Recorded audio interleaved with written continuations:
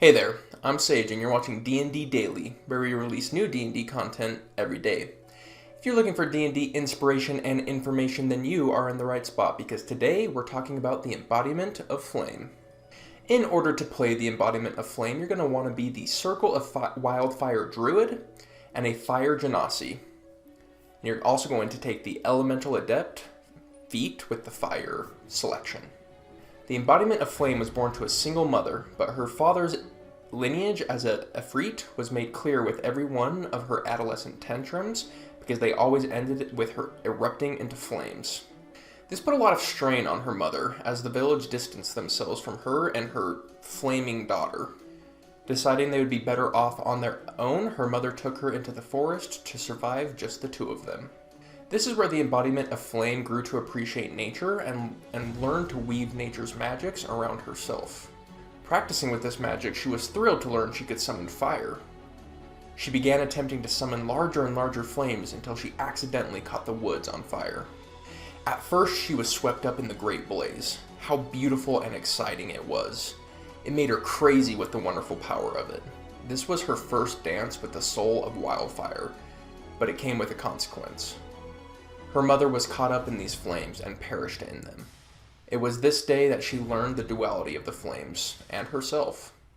Her fire side loved the flames so much they could bring excitement and warmth, but they could also bring sadness and death, as her human side now knew all too well. With nowhere else to turn and not knowing what else to do, the Embodiment of Flame set off to find her father. She wants to understand the story behind her birth and to find out if she has a home with her father. The Embodiment of Flame is the essence of flame, so her personality is volatile and ranges from warm to ecstatic revelry. Her moods change with her environment. If it's a dark and cold night, she'll be calm, reserved, kind, and warm. If it's a hot, sunny day, she'll be bright and bold. If there is a wildfire nearby, she'll enter a state of hysteric revelry, marked by insane laughter and the casting and spreading of fire spells. No longer able to be controlled, this makes the Embodiment of Flame a bit of a pyromaniac. Aesthetically, the more excited her inner flame is, the more her body erupts into flame, ranging from a young human woman with intense eyes and red hair, to a full-blown hair and eyes on fire, and inside her mouth a furnace. Her past trauma has taught her to be wary of this side of her, but like flame itself, she has found it difficult to control. When in doubt, simply ask, if the Embodiment of Flame was a fire, how would she be acting in this environment? In combat, the Embodiment of Flame is a blaster, a healer, a controller, and she increases the mobility of her entire party. She'll use tons of fire spells, and thanks to her Elemental Adept feat, all of this fire will ignore her enemy's resistance to it. She still has to watch out for enemies immune to fire though. The feat doesn't do anything for them.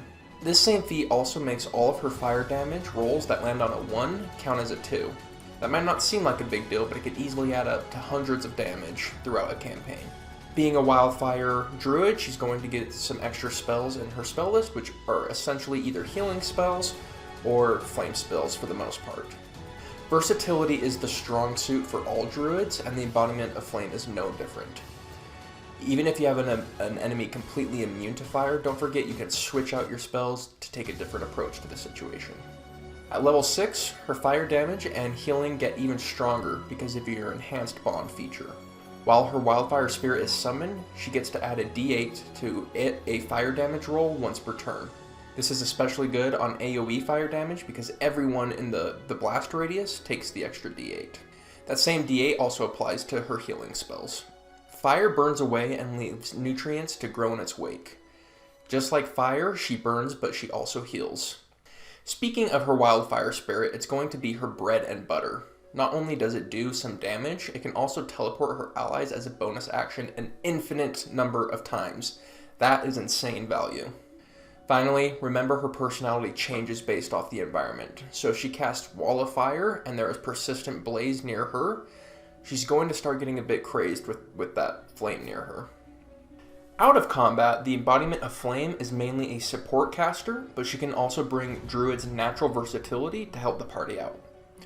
Her wild shape gives her excellent sneaking, infiltrating, and scouting abilities. She's a strong out-of-combat healer with spells like Healing Spirit and Goodberry. She can also support her party's face, muscle, or infiltrator with enhanced ability, and she can make her whole party sneaky with Pass Without Trace. She is as versatile out of combat as she is in combat, maybe even more so. During the Embodiment of Flame's downtime, like her personality, it's dependent on her environment. If it were a cold, snowy day, she would love to snuggle up near the fire with some nice tea and just listen to the fire pop with friends. On a hot, sunny day, she would want to be outside moving. She would want to be loud, bold, and if any interesting event were going on, she'd want to be in the center of it. No matter the weather, she would be on the lookout for clues about her dad. The key mechanics of playing the Wildfire Druid is take a ton of fire spells. And even if your spells aren't fire-based, maybe flavor them around fire.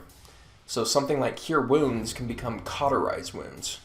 Druids get so many fire spells, so really get into exploring your options with them. Play with the ones on the playlist.